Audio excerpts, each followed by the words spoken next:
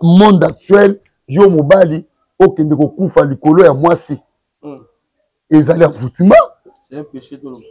Eza péché et puis mutana mona bokonzi nzambe te bolimbisa nga na oloba eza likambo solo. Image on azomona eza ndeko. Yipe tozali ala Kinshasa. O eza yo no. Na présenter no mes excuses na mepa na yo. Etant que lelo poko ko mape fidèle l'église. OK. Tangu na moni image o batinenga ba ita mwasi wa bomaki mobali na Lubumbashi. Et na okaki passe makasa bitala bandoki bango nga bo biso do kanga na l'église. Bango ye omoni et puis image eza publié na page nanga so boko oko zoomer omona ke page nanga Evange Kuchu talama talama déjà zela yango so botali bomona ke eza image nanga bolimbisi nengo posta ki oui il faut na senge bolimbisi bolimbisi eza bonzambe il faut reconnaître eloko oyo tie meza yango te mais ponga pe na miko batindeli nga babi yango. Maintenant, on a la réalité en côté. Je dois m'excuser devant la sœur. Voilà. Sœur Olimbisi, papa. Papa a un problème. Il a juste à monaki, à yokaki donc. Tellement pas de déception, on a. C'est qui vrai que non la bêtise. Donc, na limbisi, mazo condamné beaucoup plus. Bat oyo bazui na simate mais mutu oyo azwa ki ide wana mutu aliboso. La fille a moins question yeyo nini komeli yo ya mabe depuis que ba publier yo na ba page Facebook na ba TikTok na ba réseaux sociaux nyonso toloba réseaux sociaux nyonso lelo za publier nini na fait komeli na mabe non banda ba publier biloko oyo komenga juste ça que réputation nanga eza déjà sali partout. Donc otambola na nzela bato mona mususu otaloka o comprendre te bato bazotala talo kolakisa misapi dernièrement nde na obaki ba menasaki nga quelque part na lemba termis na wenze na ndosala wenze omona bato kaka ye kotindika na comprendre te problème na vie na nga pe na yebi Lubumbashi te na mona Patrick te na mona soki la fille te donc na yebi mambo wana te. Batika ko salir réputation na ngai nga pe na publier quand on batinenga na kanda makasi koma basi kaka mabe nzoka mona batozane na Kinshasa et na s'excuser na senge bolimbisi bomoni simplement parce que naza mwana nzambe et de aussi ces missions naza ko délétango directement na page nanga oyebitala envoûtement ozo bato même na bakokanga na bato batachima na bato mabe okoma envoûté. Envoûtement rose on a rapport sexuel. Envoûtement rose on a ma bise. Et la main mouto lati au combien envoûté. Au bandi qu'on mène ville au roi mouto. Envoûtement rose on na ba quartier ma bé na ba parcelle musu soza na Kindoki. Trop na Kindoki za na koti ville bébé comme pe na comporter ma bé. Mama, if love is crazy, love is funny.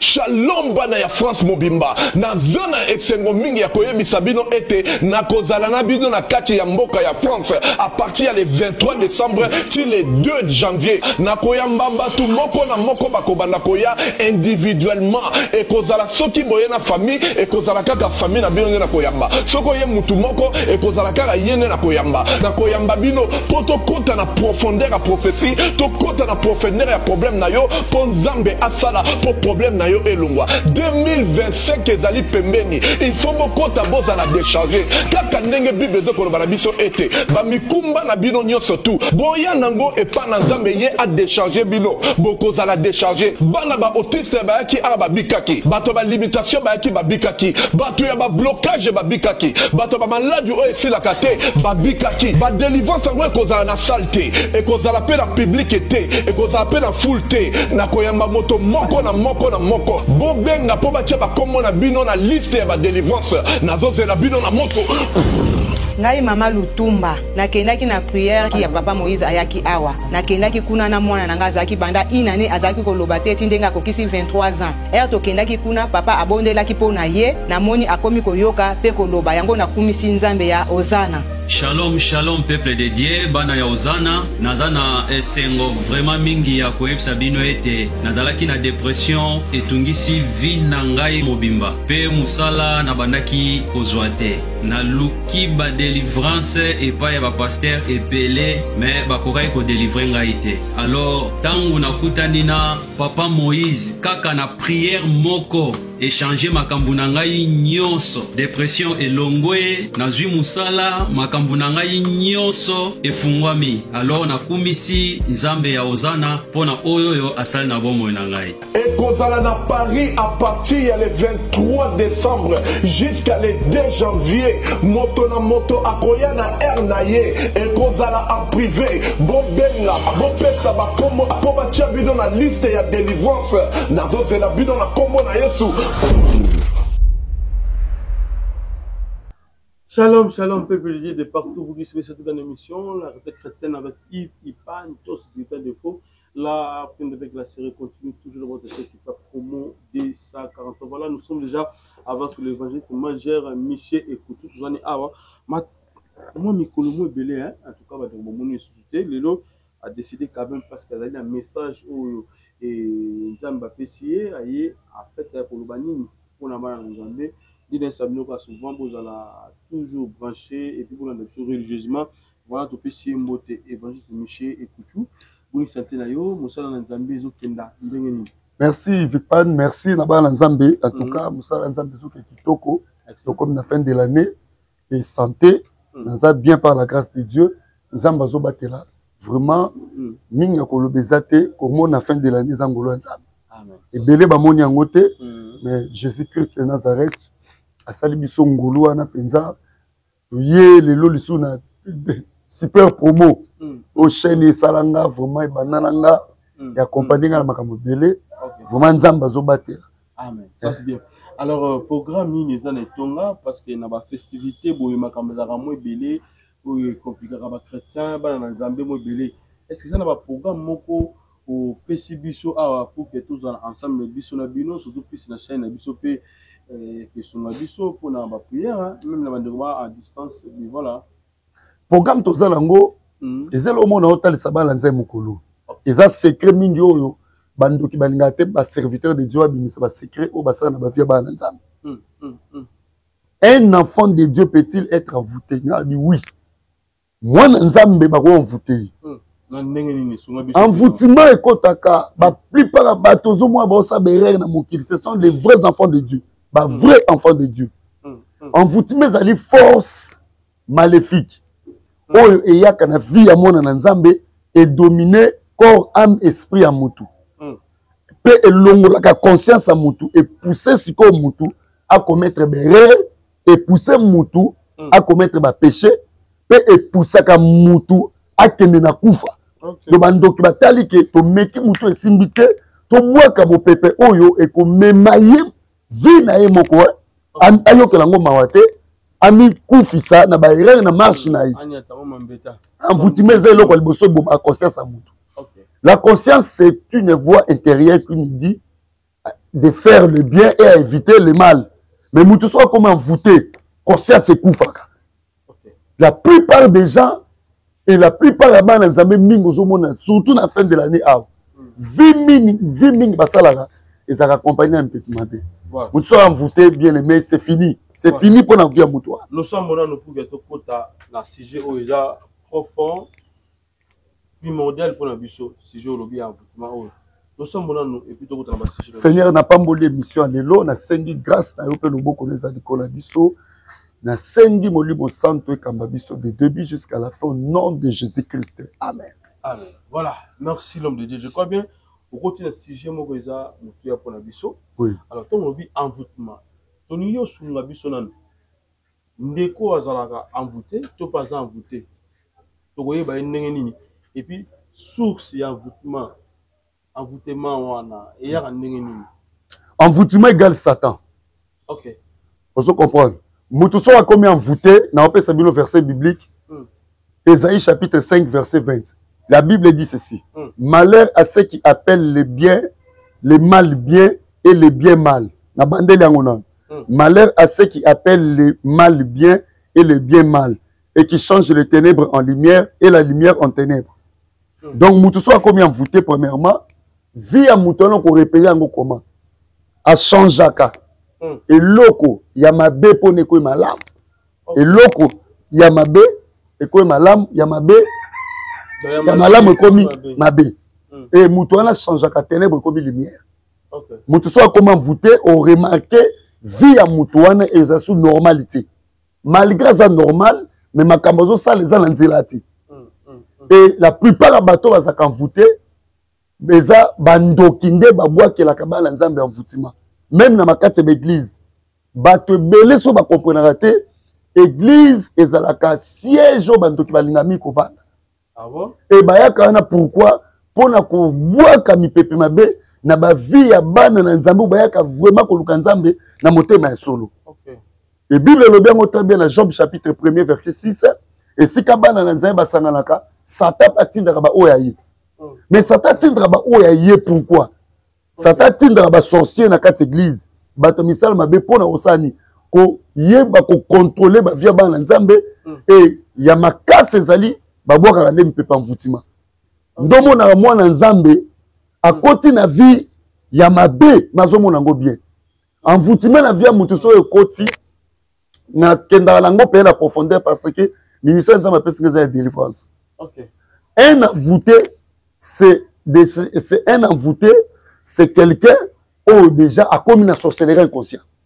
Okay. Pour envoûtement, ce que koti, na vie à moi en Zambé, et pour ça, mon plébérer, et pour ça, mon tout, na vie à ma soum. Ok. Vous comprenez? Envoûtement, bimisa à mon tout, même na kata bénédiction. Envoûtement, qu'on pousse, on manquait mon temps au foot et l'eau classe, envoûtement, qu'on bimisa dans la libala, envoûtement, qu'on bimisa dans Moussala, envoûtement, et à pécha à mon tout, à comme on a destiné na yé. Bamoli que Moutou a une étoile. L'obé vous en un grand homme, un grand serviteur de Dieu. Et Batali, qu'est-ce qu'il faut faire pour nous désorienter à venir là? Barobo que nous envoûtement. Ndomoli Moutou mi côté ici na vie à Masanga, Moutou commis na vie impudicité à Makas. Vous comprenez? Donc envoûtement et l'on échange à Moutou façon comment on est dans ma caméra la mode. Na Bible batupé baso là envoûté bazali, ba serviteur de Dieu, mais à combien envoûté? Moutou la David. 1 Chronique chapitre 21. Bon, moi, la Nzambe, Aïbissa na David, comme kata mukolomo te ko sala dénombrement na kata Israël. Mais bi lobi Satan côté de David, David a sali dénombrement. So mutu a combien envoûté, c'est-à-dire Satan da kota na kata mutu. OK. Et tant que Satan au kota a ko pousser mutu a sala makambo nzambo sepelati. O ko za le contraire ya parole de Dieu.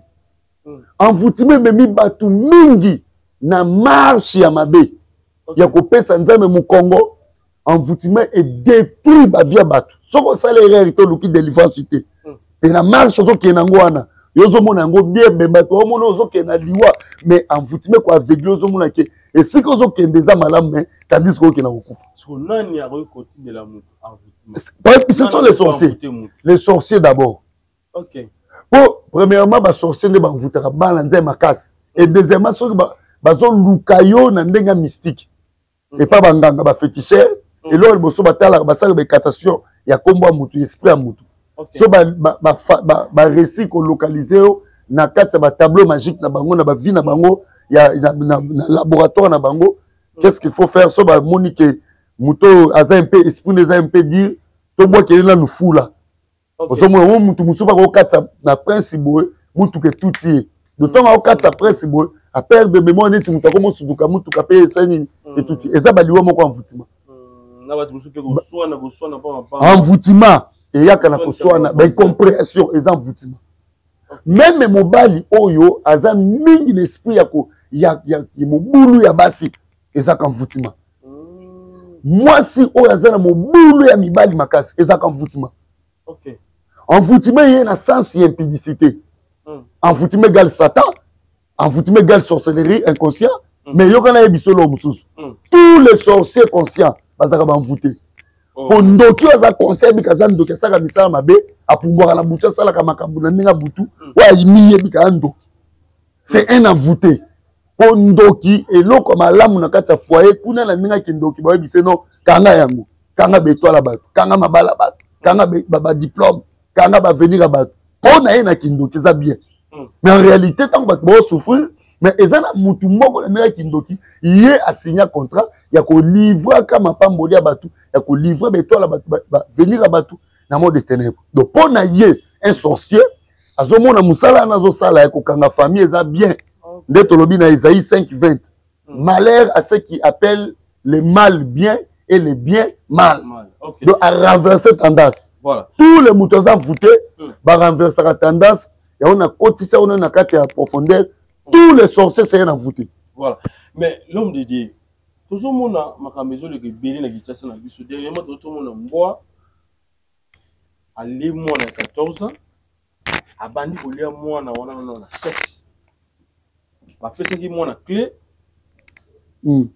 ayo pour ça pour pisser aza mopaya na lupango wana akeke no fungola porte ya toilette akeke fungola porte ya mboa wana mboa bimi ale mwana na Lubumbashi bandeko babomani bona mwasi na Kinshasa makamezule ke belé koto boye babomaki ba accident ba criminel ba nini en fait tout le bloc on a tout le ba on peut ka envoûter base des envoûtements.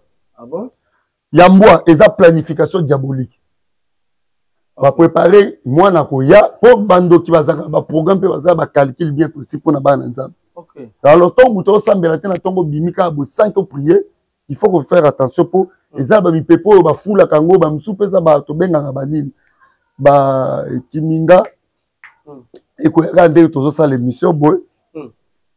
Ba mipepe yaka na journée. O bando ki ba boa kaka ba mauvais sort voilà. OK. Biloko wana ezali soso bako planifier leyo na ndenge ya butu teneti ya mwana na ke kofungola bombwa aliye eza planification diabolique.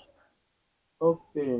Pour moi na tanga okende akefungola nya ebeteka okufa ebeteka mbwa akosala makambo wana dans le monde des ténèbres ba planifier déjà que mwana na kokufa et akokufa la na lolenge nini na nzela wana oyo akendeli. Okay. Voilà la planification diabolique. Makamba ko filmaka mutu bazolia ye na mboa. Mais bazo filmer na bangoli ba sur internet. Voilà la conjoncture actuelle du monde entier. Façon ça t'a changé mokili à travers ma portable. Mutu okufa filmer vaut mieux aux preuve de mutu okufa que oya ko sauver mutu. Vous comprenez? De l'anzela ba portable oyo et à la puissance moko za makasi ya monde des ténèbres. Où ils ont localisé ma pensée à Batunion sur Kuna na kati. Moutalo kufa lié aux analyses pour sauver, mais ils ont filmé. Au cas portable, au cœur du misi moutou. Aux alapes à filmer la Batumusu. Mais ils ont bon motif. Ils allaient peser le moro ma bé makasi. Au monde des ténèbres, ils ont utilisé makasi. Na ba via batu surtout na banza ba portable. Voilà. Est-ce que vous avez été en côté là événement? Le Kambo et les Kina Lubumbashi. Ya ndeko ya boyo ninga pona mwasi est-ce que l'homme de Dieu zoki ta kolandela nazwa kinalandela kango makasi oto c'est ce que ezali pe wana eza kutunda envoûtement bien ya makasi ya makasi ya haut niveau envoûtement qui peut tokoza mobali kitoko ozala même osala kamaka mutu mais quand tu n'as pas Christ premièrement ozana nous exposer quand tu n'as pas Christ et deuxièmement si tu as reçu Christ oyamba Yesu takata motema no mais Dieu peut te gérer aussi. Nzamba va gérer moi la nae malgré au même dans mon pépé mais à gérer de manière que et les candeloté pour Bible le bien très bien. Dieu ne permettra pas que vous soyez tentés au-delà de votre foi, au-delà de votre force. On les a le bananzam. Mais mutu penza oh le kamo le bien il y a Lubumbashi. Mobali. Ok ne kokufa Nicolas Mwasi. Ils en voutima makasi. Mais ya solo 4 milliards de femmes na kuna mokili o bazali 4 milliards ya mibali o bazali na monde actuel yo mobali okende kokufa likolo ya mwasi ezali envoûtement c'est un péché tout eza péché et puis mutu ana mona bokonzi nzambe te bolimbisanga na oloba eza likambo solo. Ah bon? Eh oui kokufa pona mwasi Nathan, c'est un grand péché. Okufi pona bolingo. C'est un péché. Okay. Et c'est ça, envoûtement, moi, dernier, il y a haut niveau. Pour moutou normal, moi, na mobali, nenga la zaboy. Na ke kuta moi si. Nangai, na mobali mususu. Infidélité à moi si. Et ça hérité, mais ça choix. C'est que pour moi, ça comme un niveau. Il y a ko bimana mobali mususu, ko tika yo papa zo na nangai. Et zali choix na ye. Donc c'est qu'à linga côté. So moi ça coucher mobile mususu tandis que bozo bo vivre kana même ata boza na bolingo mo simple avant que obima tiki yo akep na mutu mususu. C'est qu'à linga côté. Tika directement. Bon so mobile salama pour moi. Fidélité, infidélité à moi si akenda pour na libela. Mobile ako coucher na moi si mususu maza bolingo moi si na de base. À cause de base mususu loko ba accessoire mais ayebi o ya za de base nanga. So moi si déjà besoin de même dans relation amoureuse ou amicale ainsi de suite si beaucoup na niveau likolo kabandi déjà ko trompaka et là on est ko pousser beaucoup de petits niveau likolo voilà et moi si so qui a trompé yo asa moi si ko pardonner te la plupart à baka est rare mobile a pardonner infidélité moi c'est bala bazoba bazali oh moi ça yambi mobile na kati ya ndaku na yo abengi cousin batindi ye pona toya makamoko boye puis au vandi wana bon cousin au sombele secret va sombele secret allez bon chérie na kena course mo o tiki mbanda na kati ndako et kita mjuka okay batiko sa makamoko na bango moi pona moi si oya bazala ba jara nini wana je déteste na détestaka bango makasi je déteste non moi si soki déjà dans la vie impudicité nzoto moi si oyebi moi si sozaka na mobali moko vie à moi c'est vous a protéger ma casse et pour vous en a bénédiction ma casse il y a des femmes fidèles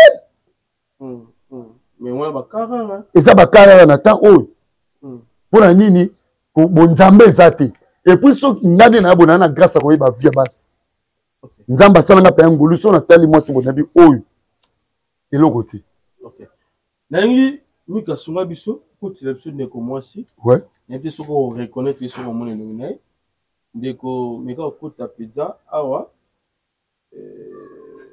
bandeko bamona yo lisusu bayeba soki eza vraiment nani donc je crois bien bokoyeba epe po azali oyo lelo na réseaux sociaux aza en fait moto akoprésente lisusu te po bato ebele bayebi ye déjà voilà. Papa, aujourd'hui, elongi oyo na moni yango eza na page na Facebook. So botali na page, je suis un évangéliste. Na detesaka makabaka mingi oyo basi basalaka mabe na bafoye. Et image oyo nazomona eza ndeko. Yipe tozali ala Kinshasa. Oyo eza yo no. Na présenter no mes excuses na nepa na yo.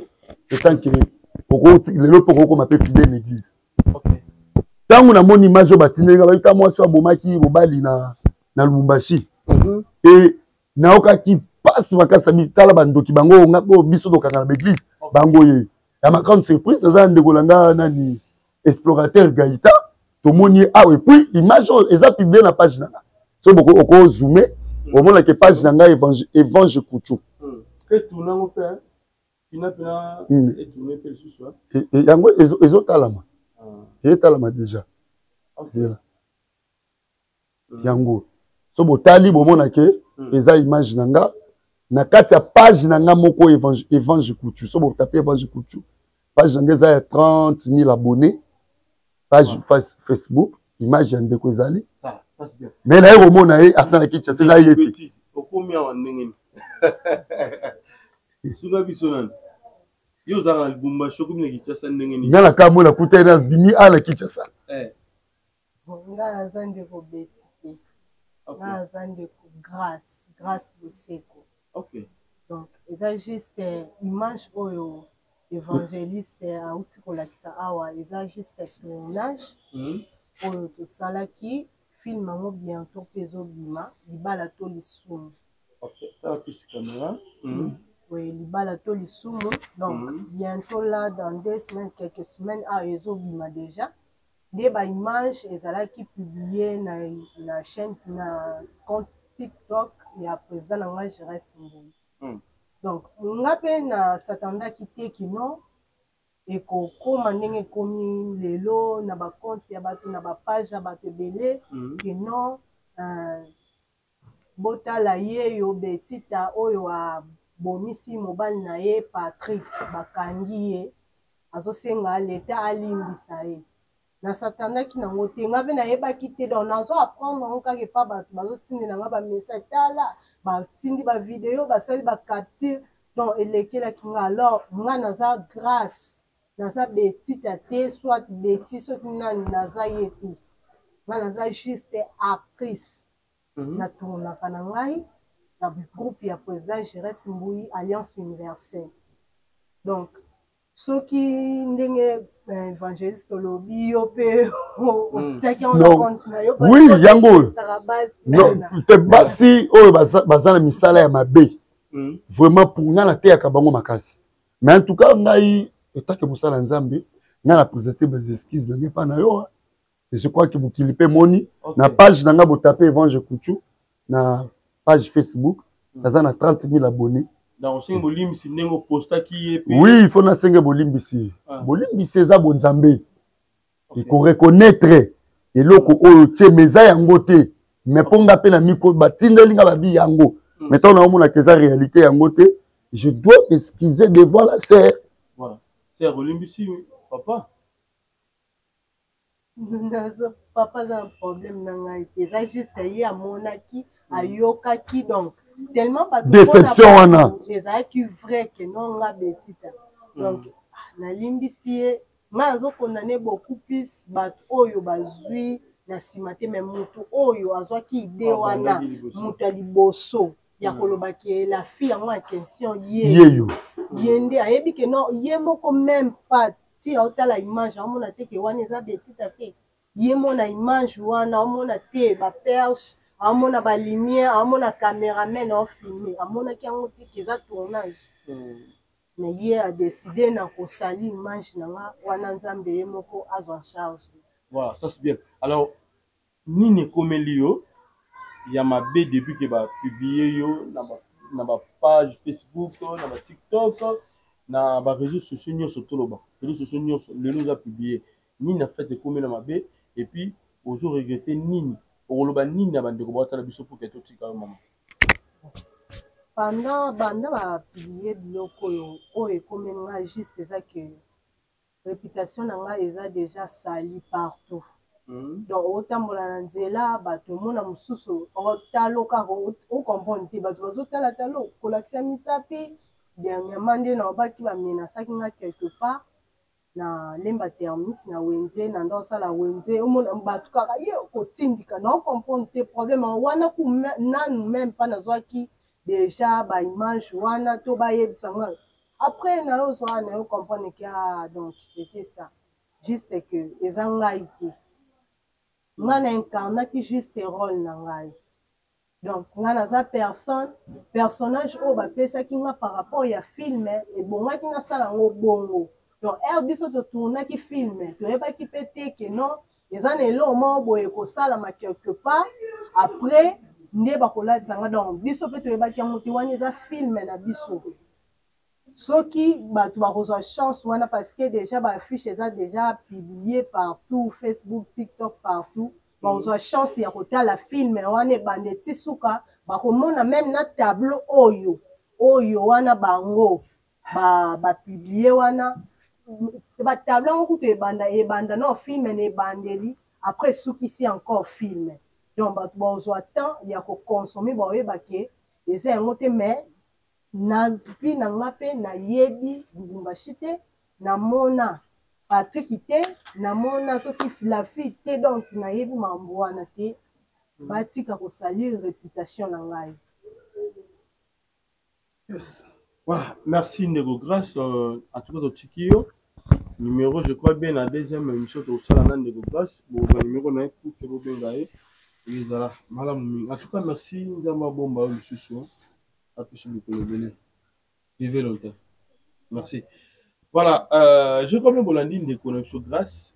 oyo aza innocente na makambo oyo mais lelo aza sali par rapport à oyo eleki na ba réseaux sociaux na éviter l'homme de Dieu comment on ndeko na biso lelo non et ça linga plaisir na kima na plateau to na kima na plateau comment mais oyo biso to za un homme de Dieu aza le rôle océan OK donc ngana ko yuko banga muto mabete po nzamba zwi biso pe quelque part OK na ba vieux na ya mabe to za ki pe na ba mvutima to sala pe ya mabe ibele donc en tout cas ngana La salle polyvalente Maman Albertine est désormais à votre portée. Votre nouveau cadre idéal pour vos événements avec une capacité de 200 personnes est là. Vos fêtes de mariage, vos collations de grades académiques, vos anniversaires, vos réunions politiques, réunions de famille ou d'église. Voici où organiser ces événements dans des conditions optimales.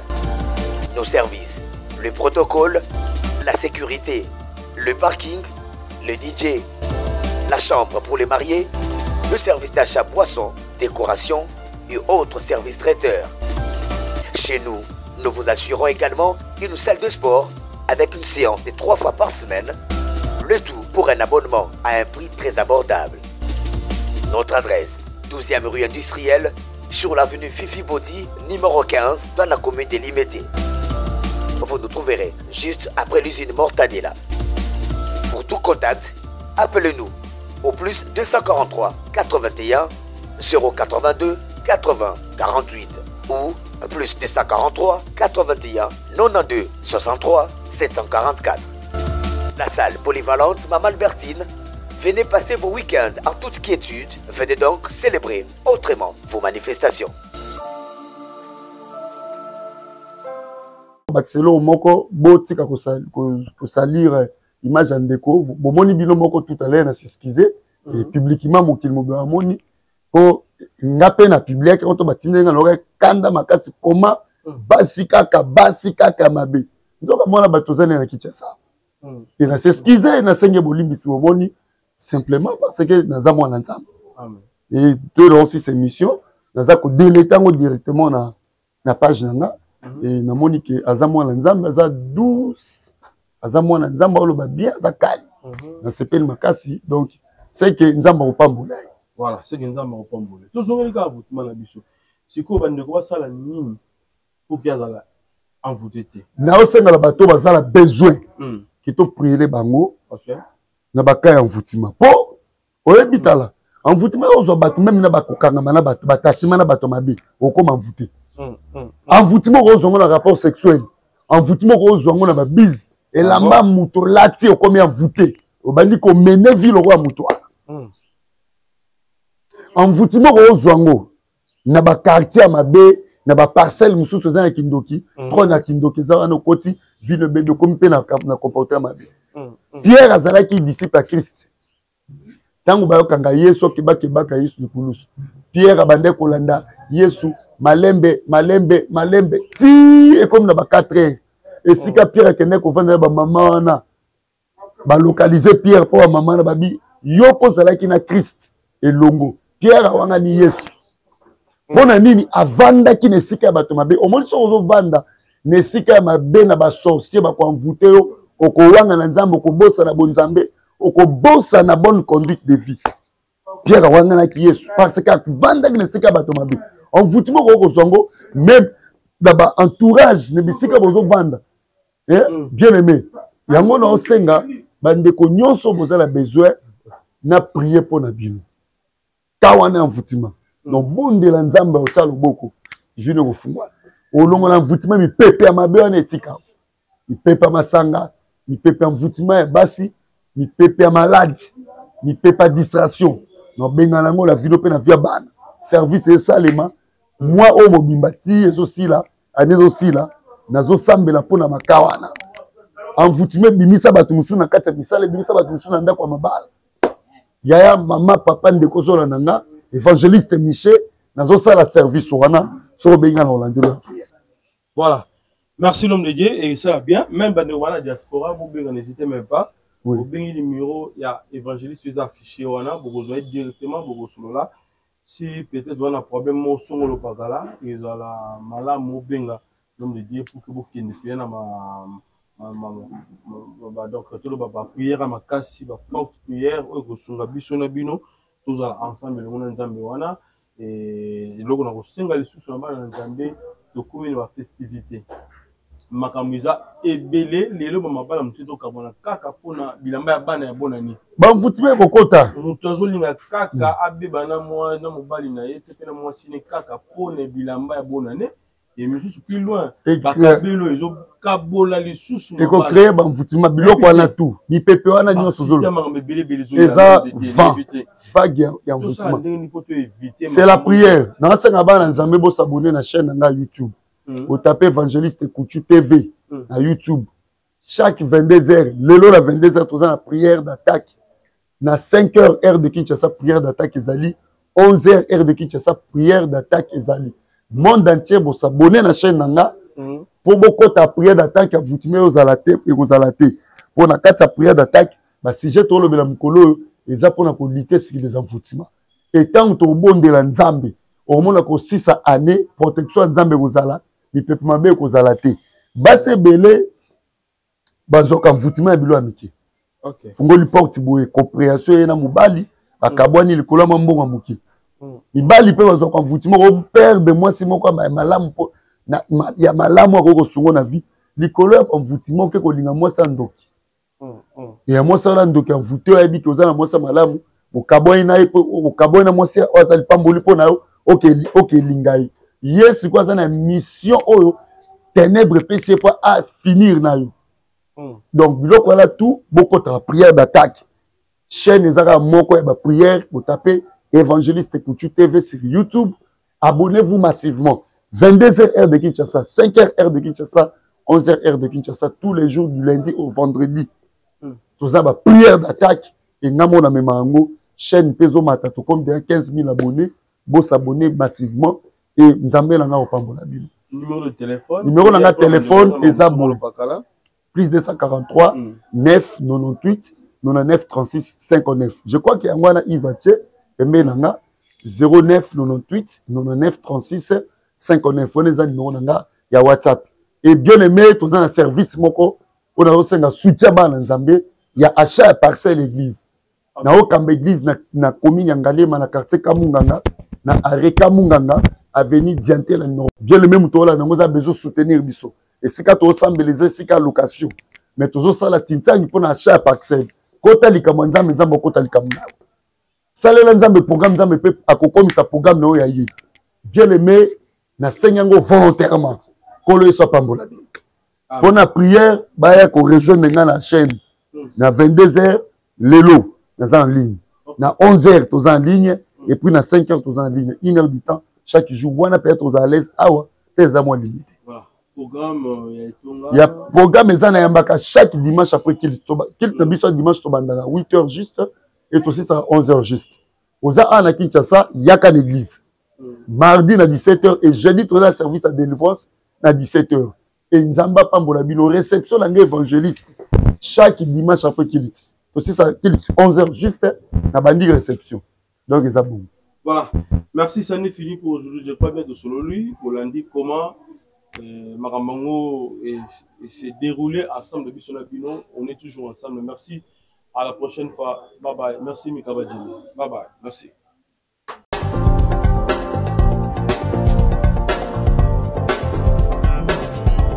Pas question de vous tergiverser pendant vos longs et courts séjours à Kinshasa, la capitale congolaise. En famille, couple et singleton. Le meuble EMA met à votre disposition des appartements répondant aux normes internationales. Composés chacun d'un salon VIP, de chambres à coucher, salle à manger et salle de bain, ainsi que de cuisine, tout équipé.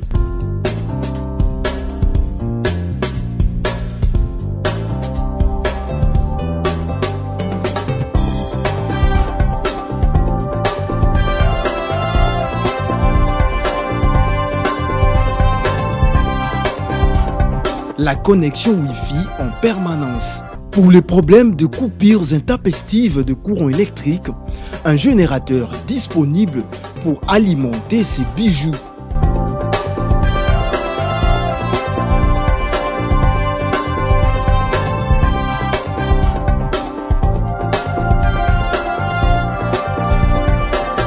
Notre adresse, avenue Balinga, numéro 9, Yolocide, commune de Kalamou.